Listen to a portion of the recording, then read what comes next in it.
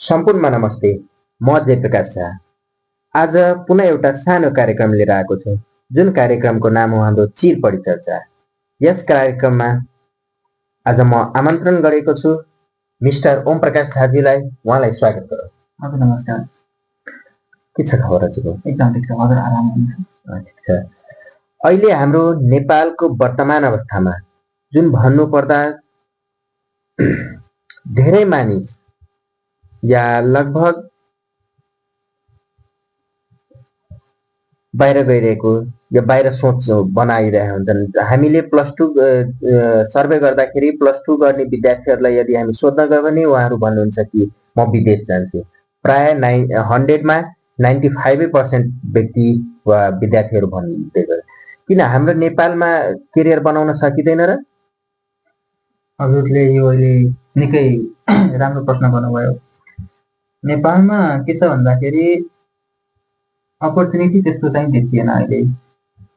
अहिलेको समयमा के छ भन्दाखेरि अब मान्छेलाई कुनै पनि कामको छिटो चाहिँ परिणाम चाहिँ चाहिने भइरहेको हुन्छ।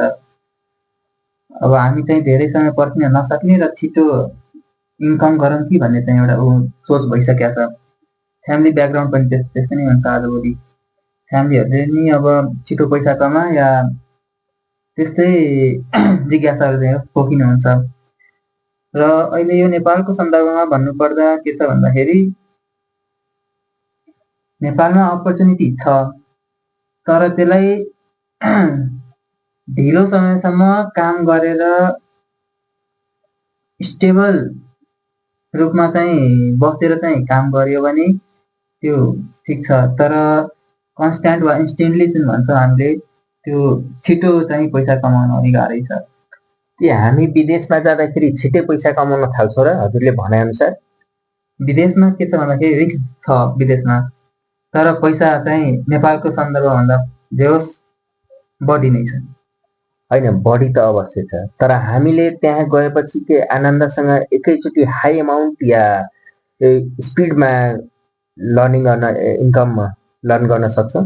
मैले हजुरलाई भर्खरै भने विदेशमा रिस्क छ, तर त्यहाँ पैसा पनि त्यस्तै छ। त्यहाँ लाइफस्टाइल नेपालको भन्दा बेटर छ। ल, त्यही भन्दाखेरि तपाईँले जुन भन्नुभयो लाइफस्टाइल बेटर, होइन कि नेपालमा लाइफस्टाइल बनाउन सकिँदैन र? आफ्नो केरियर के सुनिश्चित गर्ने ठाउँ छैन नेपाल? नेपालमा नि बनाउन सकिन्छ, तर तुरुन्तै चाहिँ सकिँदैन। त्यसको लागि अब लाग्छ 15-20 वर्ष जति टाइम एकदम दियो भने स्टेबल रूपमा चाहिँ। हामी विदेश जानलाई कम से कम एमाउन्ट भन्यो भने लगभग 20 लाख एबभ खर्च गर्छौँ। त्यो खर्च जुन 20 एबभ लाख हामी गर्दाखेरि त्यति हामीले नेपालमै यदि केही गर्यो भने मलाई लाग्छ 20 लाख खर्च पनि गर्नु पर्दैन। हामीले 10 to 12 लाखमै या 5 लाख मिनिमम 1 लाखबाट बिजनेस व्यापार आफ्नो जुन क्षेत्रमा लागेका छौँ त्यो क्षेत्रको यदि स्टार्टअप गर्यो र विथिन 10 इयर्स यदि 5 इयर्स कन्टिन्युटी दियो भने हामी नेपालमा पनि एउटा राम्रो मान्छे र आफूलाई राम्रो ठाउँ लगभग राम्रो ठाउँमा पुगाउन सकिन्छ जस्तो मैले सोचेको छु र मलाई लाग्छ पनि। के छ यसमा तपाईँको धारणा? म एउटा विद्यार्थी पनि छु र यसमा मेरो सोचाइ के छ भन्दाखेरि हामीले 15-20 लाख रुपियाँ खर्च गऱ्यौँ, ठिक छ, एज अ बिजनेस एउटा स्टार्टअप पनि गऱ्यौँ, तर त्यसको रिटर्न आउने कहिले?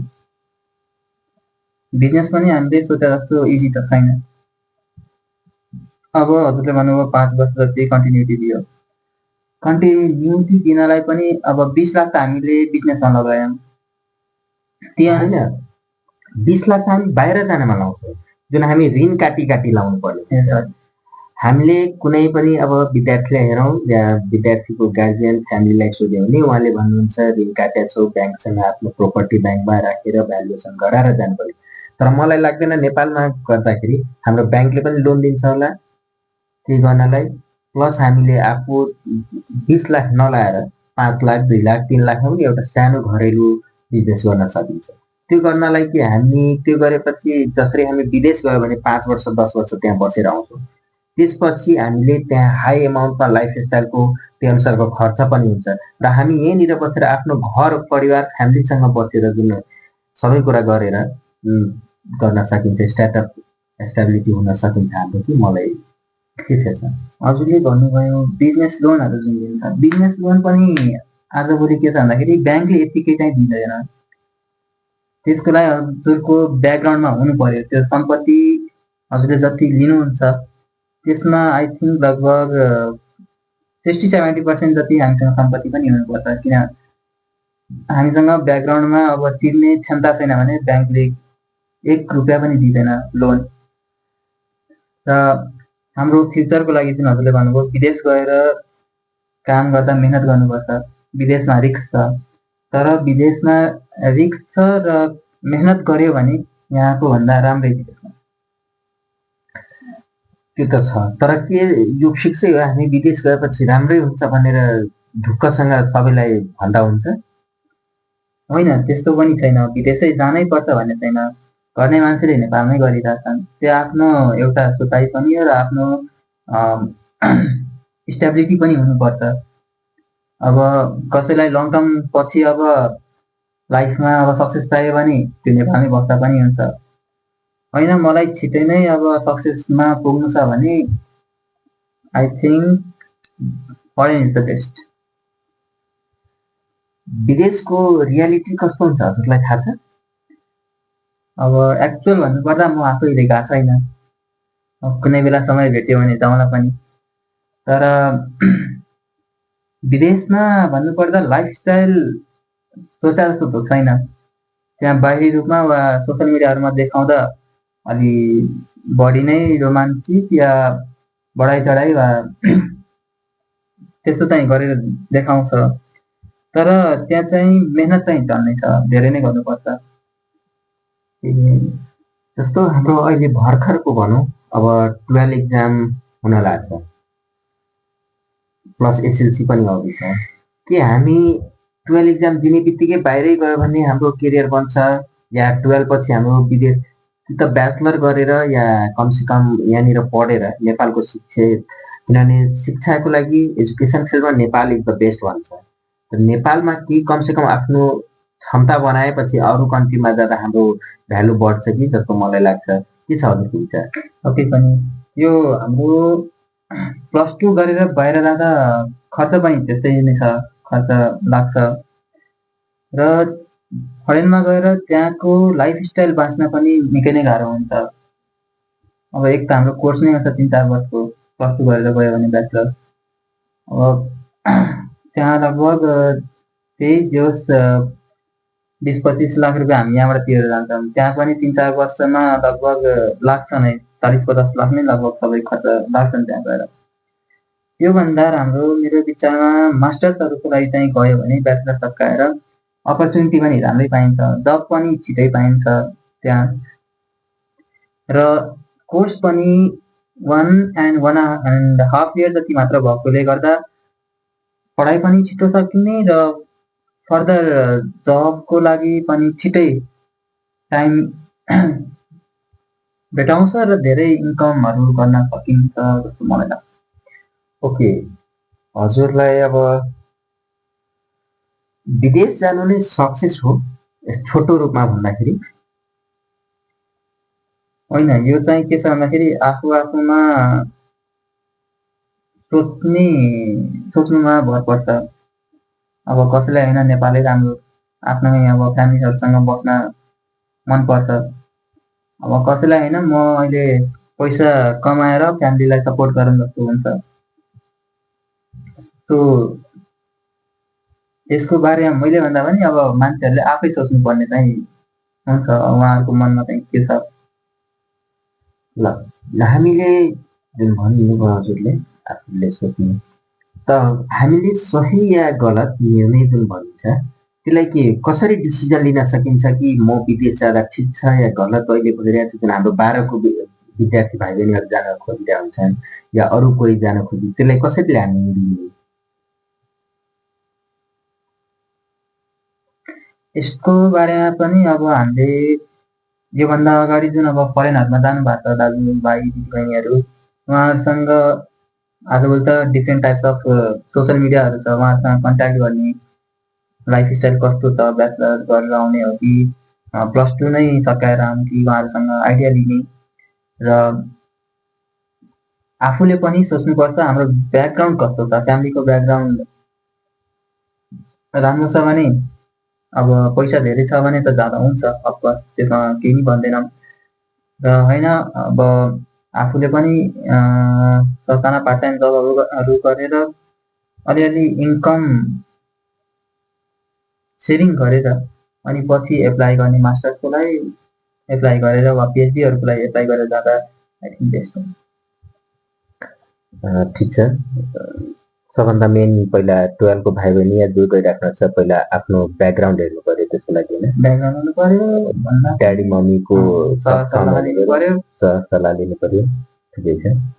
ल अन्तिममा आजको जुन युवा या भाइ बहिनीहरूलाई तपाईँको अनुसार तपाईँले के सल्लाह दिन चाहनुहुन्छ कि भाइ बहिनीले के गर्दा बेटर हुन्छ?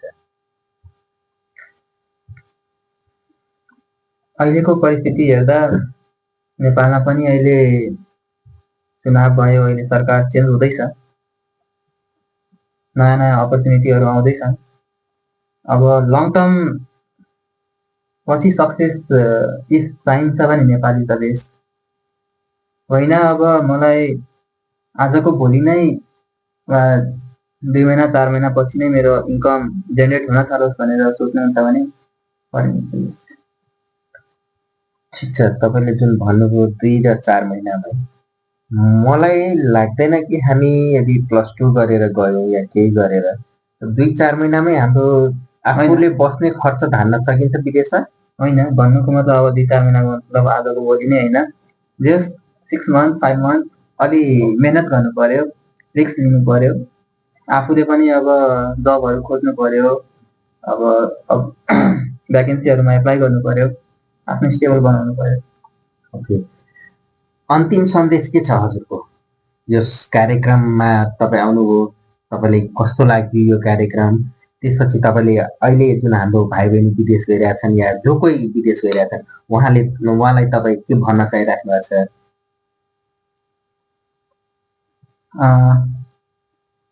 विदेश जाने र नेपालमा बस्ने हाम्रो दाजुभाइ तथा दिदीबहिनीहरूलाई के भन्न चाहन्छु भन्दाखेरि विदेश जानु राम्रो हो।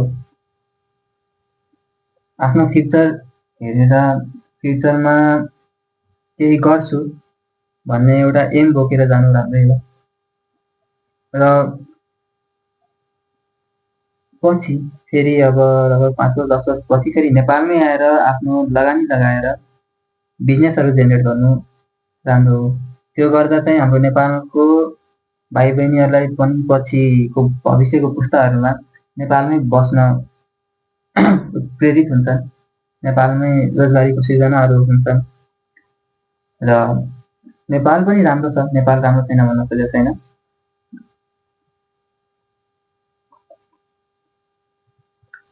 ठिक छ।